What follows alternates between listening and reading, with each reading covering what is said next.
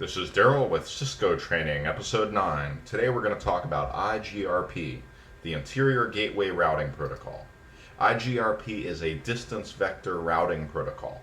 So routing protocol means that it's a protocol that routers use to talk to each other to decide where to forward packets to get them to the destination.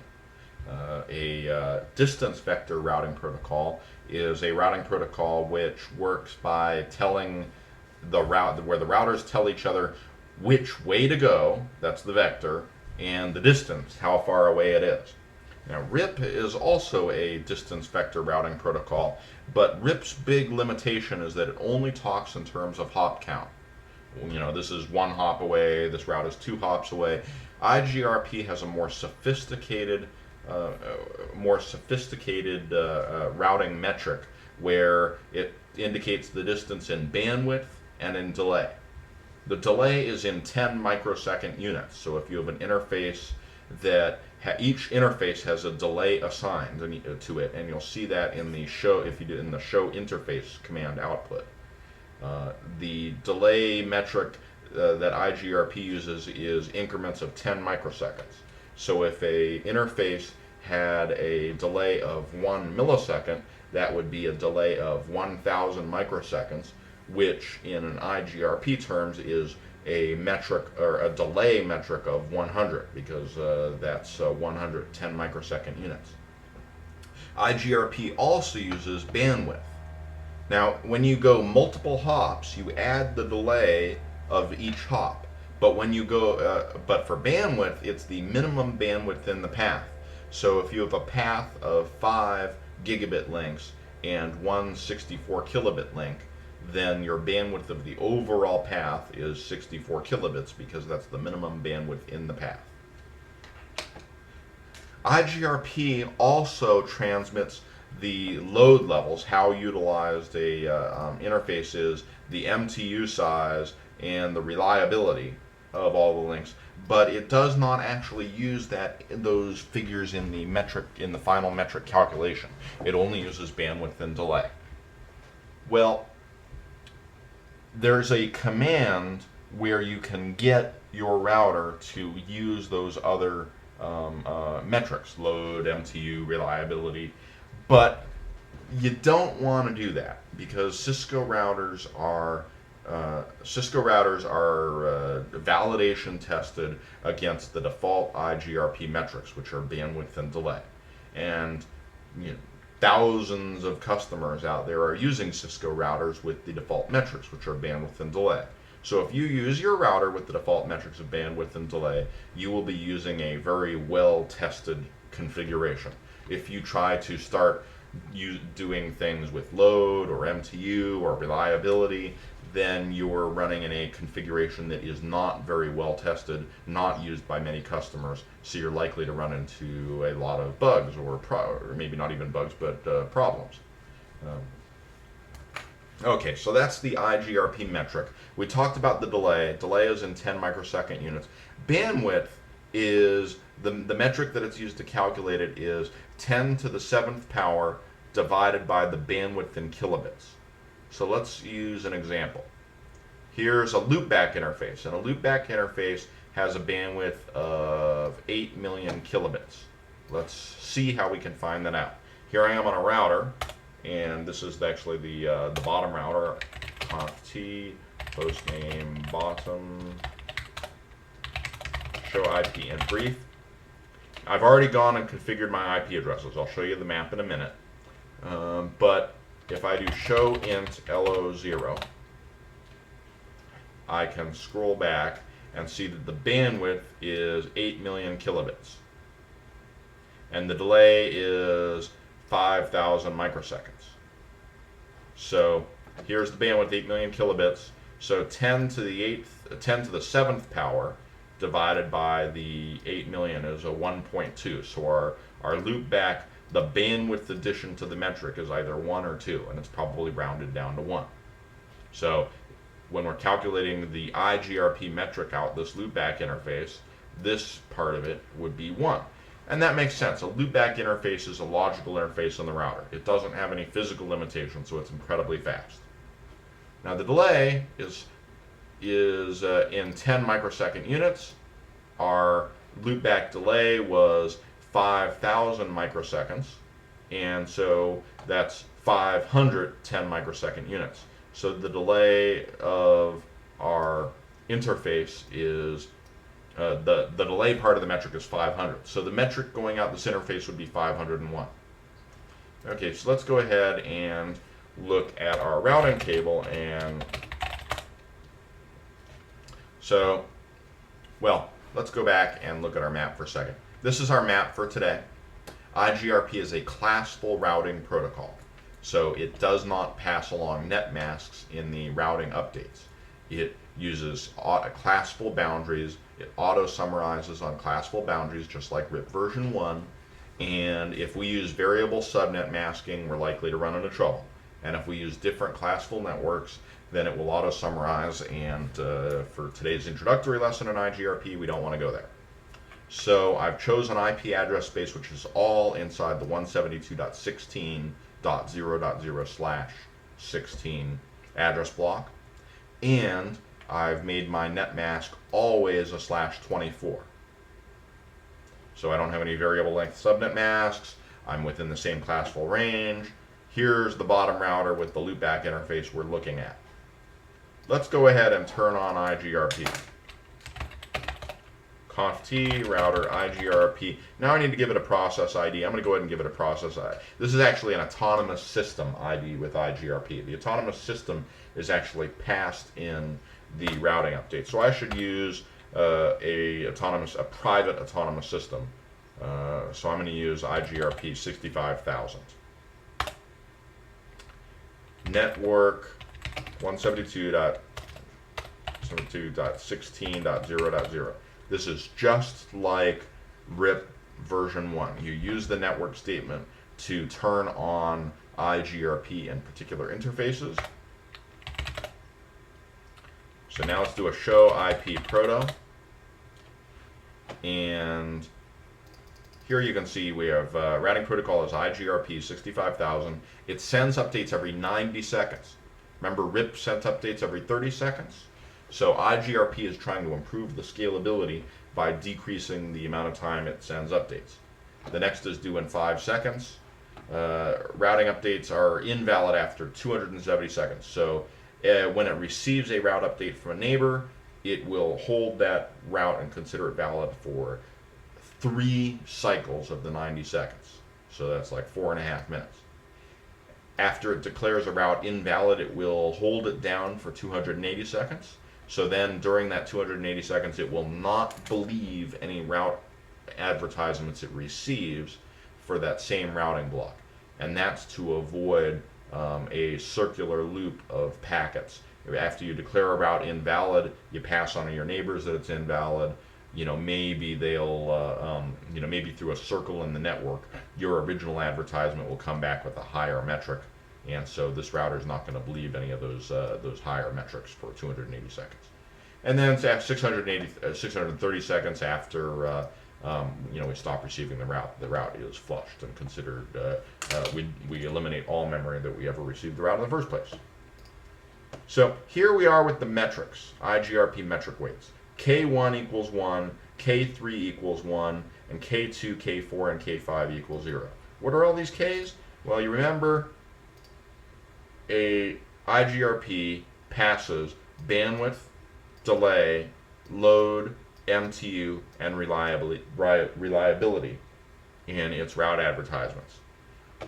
But it only bases its metric on bandwidth and delay because bandwidth and delay are the K1 and the K3.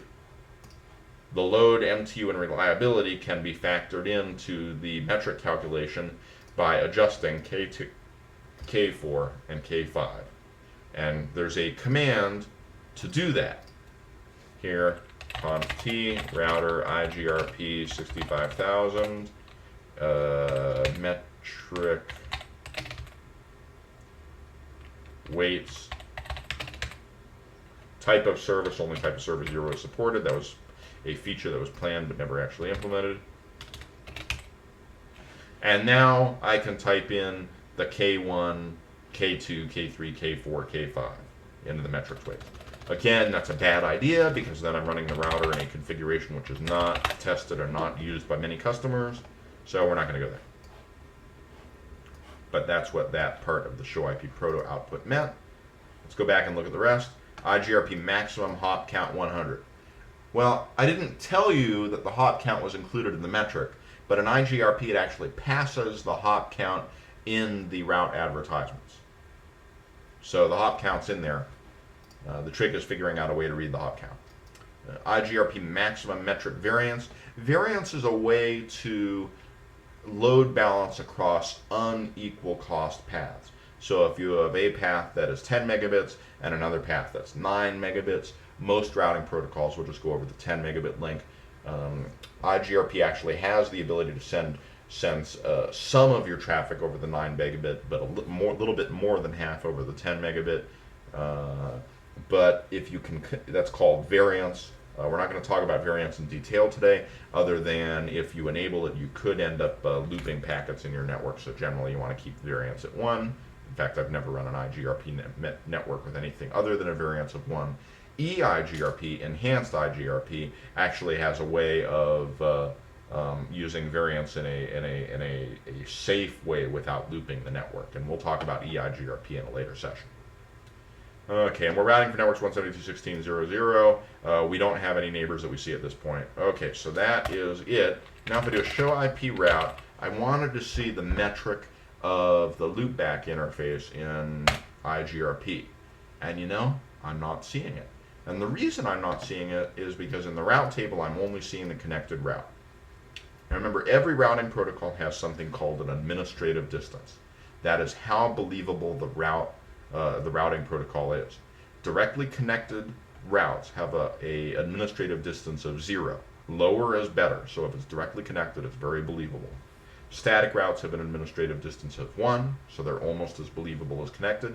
IGRP has an administrative distance of 100. Now that's still pretty low as far as routing protocol goes. RIP was 120. So if you have a RIP route and an IGRP route for the same route advertisement, you will believe IGRP because IGRP has an administrative distance of 100 and RIP has an administrative distance of 120. But in this case, connected route has an administrative distance of 1. That's more believable than IGRP at 100, so we just have the connected route in our route table. Now with RIP, we had a RIP database, so we could go and look at the RIP database. And the RIP database, you can think of the entries in the RIP database as candidates for installation in the route table. Now IGRP also has an IGRP database, but I don't know how to show it. IGRP, show IP, IGRP, show IP. We got IGMP, but not IGRP. So there's no way to see the IGRP topology, the IGRP database. Let me look at IP EIGRP topology, just in case. Nope. So, you know, this is a big hole. You want to be able to see your routing protocol database, and with IGRP you can't. And the answer is why. The question is why not? And the answer probably is because nobody uses IGRP in production anymore. Why not? They still use RIP. Why don't they use IGRP? Well, there's 2 reasons. The first is IGRP is classful, just like RIP version 1. So most people have migrated away from it to classless routing protocols that support variable length subnet maps. The other reason, and this is very important, IGRP is Cisco-proprietary. It is not an internet standard. If you buy a router from another vendor, such as Juniper or any of the other companies like Nokia or whatever that sell routers, and lots of places sell routers that low-end routers and such, Foundry, Extreme. You buy a router from them, it's not going to run IGRP. And the reason it's not going to run IGRP is it's a Cisco proprietary technology. Cisco came up with what they believed was a superior routing protocol. And you know, they were right. IGRP is superior to RIP. So this used to be a reason to buy Cisco routers. But not anymore because it's all ancient history. We're learning about it for historical purposes. So, okay, so we Digressing a little bit, because IGRP is so old, if somebody went and made a feature request saying, hey, let's please show me how to pull up the IGRP database or IGRP topology table, Cisco would just say, you know, we're not developing IGRP anymore. We recommend you to migrate to eIGRP. And you know, that would be good advice. In fact, in the most recent versions of iOS, I believe IGRP is even being removed. Okay, so we've got IGRP on this router. I already configured the IP addresses. I figured you guys have seen me configure IP address. Here's my here's my network. I figure you guys have seen me configure IP addresses and clock rates enough. So I'm not going to show you that today or going forward. Just keep in mind, here I have 2 links that are clock rate 1 million and 1 link which is clock rate 64,000. So here I am on the top router, conf t router IGRP 65000, network 172.16.0.0, and debug. Let's do a show IP IGRP. No, that's not going to work. Show IP route. So I just brought up IGRP just a few seconds ago, and I've already got my route from my neighbor. And I got it a few seconds ago. I don't think that's a coincidence. I think when I turned on IGRP and I sent the, as soon as I turned on IGRP, I think I sent IGRP packets across the link to the other router, and the other router responded immediately. So these are examples of how Cisco was trying to make IGRP converge fast. And it did converge fast. I just configured the routing protocol, I got my routes, we're converged, we're done. So let's look at my routes in detail. Here is a route for 172.16.5.0 that it has an administrative distance of 100. It was learned via IGRP, and it has a metric of 8,976. Okay, so where did that 8,976 come from? Well, we've got a bandwidth of the, let's see, what is that? That is the Loopback subnet 172.16.5.1. So the Loopback interface is a bandwidth. The serial link has a bandwidth. The lesser bandwidth, the minimum bandwidth in the path, is used for the bandwidth part of our calculation. So show int LO0. It's actually the other loopback, but all loopbacks have a bandwidth, which is so the bandwidth is 8 million kilobits. 10 to the 7th divided by 8 million works out to 1.2. So the bandwidth, well, I'm sorry. First we have to figure out the minimum bandwidth. So this bandwidth is 8 million, and show int serial 1. The bandwidth of this serial interface is 1,544 kilobits. So the bandwidth of so if the bandwidth is 1,544 kilobits, 10 to the 7th divided by 1,544 is 6,476. So in our path, the minimum bandwidth is the bandwidth of the serial link, which is 1,544 kilobits. And the metric, so that adds to our metric. So we use that minimum bandwidth in the bandwidth part of our metric calculation, which gives us a metric of 6,476. In addition, we need to add the metric part of the delay of everything in the path. So what is the delay part of the path? The delay of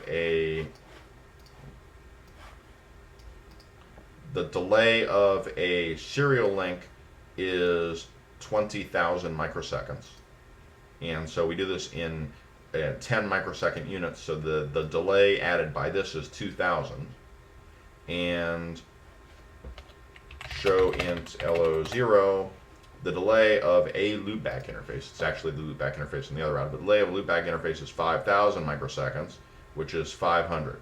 So what are the components of our final metric? We need to add bandwidth plus delay. The bandwidth, our minimum bandwidth is 1,544 kilobits. which 10 million divided, or 10 to the 7th power divided by 1,544 kilobits is 6476 plus, and then we have our delay components. Delay for the serial link is 20,000 microseconds, which is 2,000, and delay for the loopback is 5,000 microseconds, which is 500. So our total metric should be 80. What is that? 8,576 plus 500, so 9.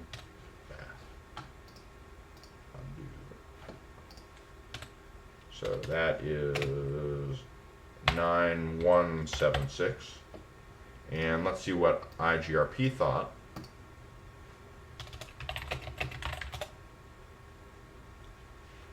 IGRP thought it was 8976, which is very close to our 9176, a little bit off. Not sure why. We're off by like 200 or something like that. So I don't know why, but we'll move on. And then the other one is, the other link is 1,476. So our bandwidth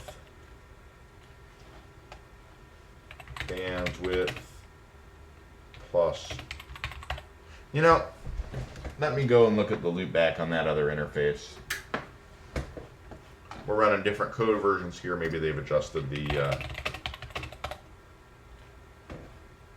so the loopback interface on this router, delay is 5,000 microseconds, bandwidth is 8 million kilobits, so that's the same. So I don't have an explanation for that 200 difference, but I'm not going to worry about it anymore. We're in the right ballpark. You see how the metrics sort of work. Okay, we're back on the top router. Show IP route. Here's the other one. This is for 172.16.4.0. This is this route for this serial link, and we are as seen on the top router. So we have the minimum bandwidth of these two links, which are serial, plus the delay of these two links. So a serial link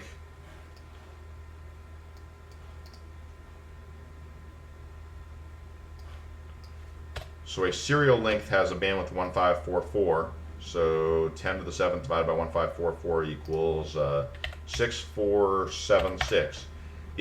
We have two serial links. They both have the same bandwidth figure, and so the minimum bandwidth is 1544. And our delay is 20,000 microseconds plus 20,000 microseconds. So it's delay of the first serial link plus the delay of the second serial link. So that should be 10,476. And that is what we received. So we got the metric exactly right this time. Okay, so that's how IGRP metrics are calculated. And there's one problem. Our bandwidth is not 1,544 kilobits. We set our clock rate on this one to be 1 meg. We set our clock rate on this one to be 1 meg. And our clock rate on this link is only 64,000. So we need to, so the thing is, the sort of default maximum bandwidth of a serial link is 1544, 1.5 megabits. That's what a T1 is.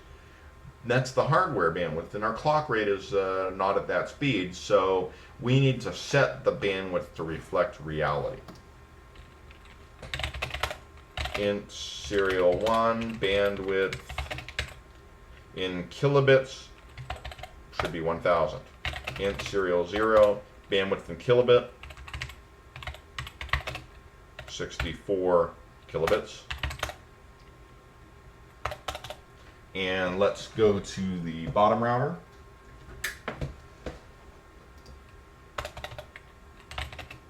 Conf t, int serial 0, bandwidth 1000, int serial 1, bandwidth 1000, and then as long as we're here,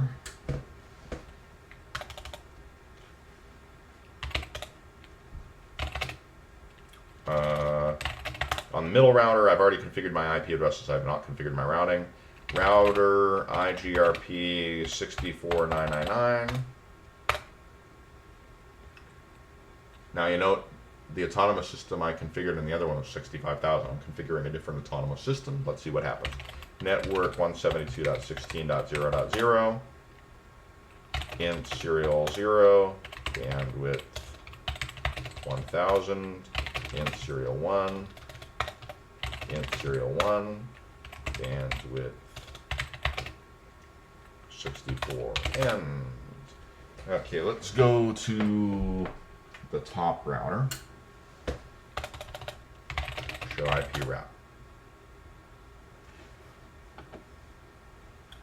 So now, what has happened? It says the route is possibly down, routing via 172.16.6.2. It received,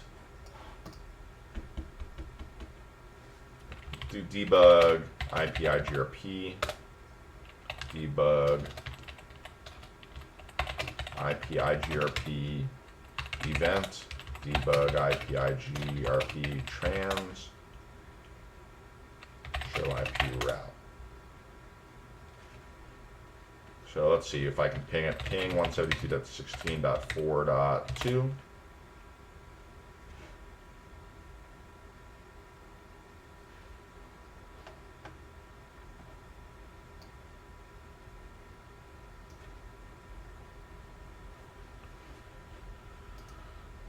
Okay, so I received an update from 172.16.6.2 outer serial link, and subnet 172.16.4.0. My metric is 14,000. The neighbor metric is 12,000. So I'm adding the 2,000 delay.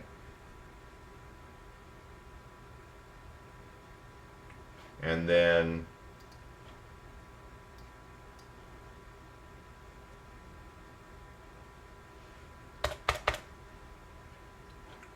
okay, this is interesting. That scrolling was a mistake. Okay, here we are. So here we sent a update out one of my serial interfaces. I sent this went out serial 1, which is going to the bottom router. Now the bottom router sent me these routes: 172.16.4.0, 172.16.5.0.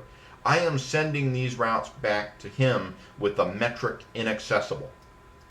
In a previous session, we talked about split horizon, where in split horizon you don't send the route advertisements out the same interface you received.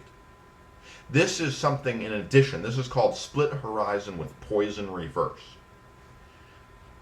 I received these route advertisements on this interface, and so not only I'm sending them back out the interface with a metric of infinity, a metric of inaccessible, and that way I'm telling that other router, hey, I'm routing to this subnet through you, so don't you dare send packets destined for those IP addresses to me. So you can see how split horizon with poison reverse absolutely it helps to make your network more accurate, because if 2 minutes ago I had sent this route advertisement out, and for a valid route advertisement out this for 172.16.4.0 out this interface, and then now I'm not because of split horizon, but the other router remembers my old advertisement from 2 minutes ago, then that other router might send packets for this subnet range to me, and because I'm routing to the bottom router this way, I might send the packets back. And so we're just going to pass the packets back and forth as fast as we can, eating up the CPU on both routers and eating up the bandwidth in between. Okay?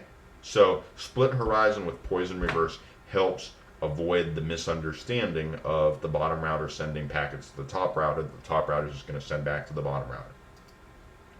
Okay? So let me turn off all my debugs. No debug all. Show IP route. I'm still getting this possibly down, which is interesting. I think what that means is that the metric got worse. Should have gotten better when I changed the bandwidth. No, I decreased the bandwidth, so the metric got worse. So that's why it's possibly down. It's basically saying, hey, the metric from this router just got worse, and I don't know why. Maybe it's a loop, but I'm still going to try to get there this way.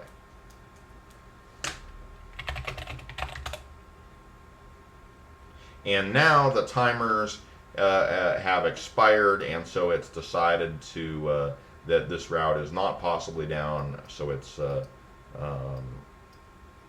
I think that was the hold down period that we just saw. And now we've decided, you know, hey, here's the new metric, 12,500 for 172.16.5.0. That's out for the loopback interface out that other router, and 14,000 for 172.16.4.0. Let's go ahead and calculate that.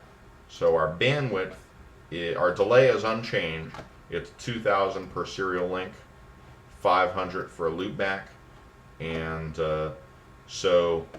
and then our bandwidth is 10 to the 7th power. So 10, 1, 2, 3, 4, 5, 6, 7 divided by, we got 1,000 kilobits.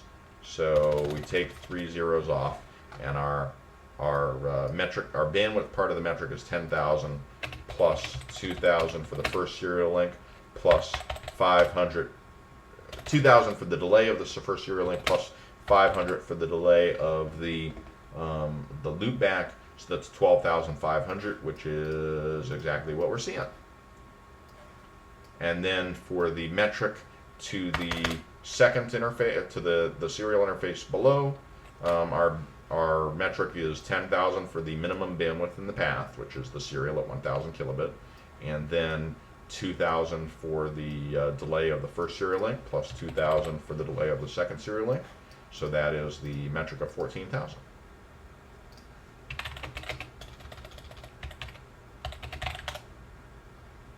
And you notice I'm not receiving any route entries for 172.16.3.1, which is out that middle router. So let me see if we got any. There's an interface via serial 1, there's an interface via serial 1, there's an interface via. So we sent an update out serial 0, we sent an update out loopback 0, we received an update from serial 1. I don't recall seeing any updates from serial 0, which is the middle router, which is where we configured the wrong autonomous system number in our IGRP, in our IGRP process. So the autonomous system number is important. You have to configure the same autonomous system number on your two routers in order for them to talk to each other via IGRP. If you don't configure it that way, they won't. So let's go correct our autonomous system number. Debug IP IGRP trans, debug IP IGRP event, conf t no router IGRP 64999. That deletes the router IGRP configuration. Router IGRP 65000, network 172.16.0.0, end. And we send our advertisements, and we receive a bunch of advertisements. A lot of routing protocol activity. No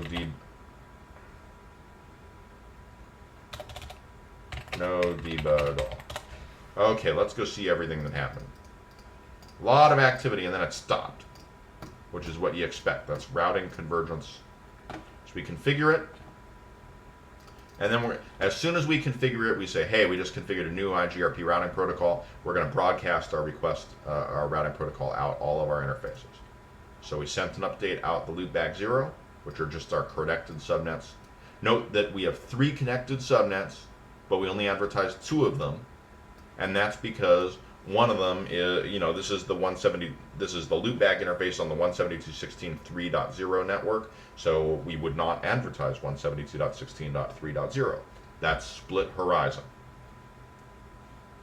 Then we sent an update via serial 0, and so we sent the 2 other subnets that are not on serial 0. Note this metric is really, really big compared to the others. That's that clock rate of 64. That's the this is the metric for our serial interface, which has a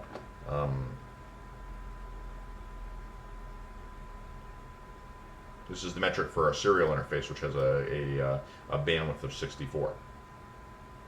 Okay, and then we sent an update out serial 1. There's our good old metric of 12,000. That's 10,000 for the minimum bandwidth plus 2,000 for the delay on a serial link with a bandwidth of 1,000. Okay, that's it. Then we received some updates. So we sent our routes, and then we received an update on serial 0, so that we received an update from the bottom router. We received 1, 2, 3, 4 routes. In fact, this route 172.16.2.0, this is the subnet that we are directly connected to. But we can reach it via our directly connected interface, or we can reach it via the bottom router and the top router. We're reaching it via the bottom router and the top router comes with a very large metric. And then we received an update on serial 1 with the 4 routes from that way. And you notice the metric here is very high because this is our metric. The neighbor's metric says low in the 12,500 range. But our metric's very high because our bandwidth is only 64, because this is a 64 kilobit serial link. And then note the route update addition.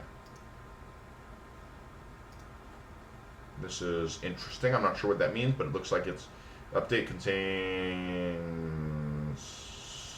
Okay, so now we're sending a new route update out all our interfaces. It's edition 1. I guess it started counting at edition 0. And we sent an update out the loopback interface with 5 routes now.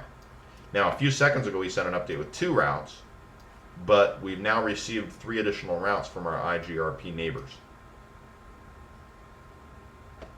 And then we sent an update out serial 0, and here's only 2 routes out serial 0, because we received more routes from the top router, but because the metric is so large, we're only sending our directly connected subnets. And then out serial 1, we send 5 route advertisements because we have relatively low metrics that way. But when the router on the other side, the top router, receives these route advertisements, it's going to add a huge amount to the metric because it's configured with bandwidth of 64.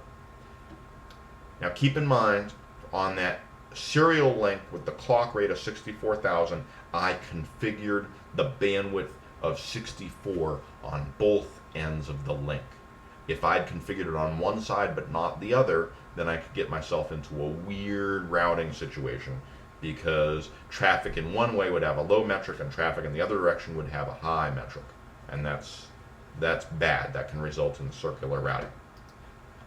What is circular routing? Well, that's where packets just go back and forth as fast as the routers can pass them, eating up CPU, eating up bandwidth, but not getting closer to the destination.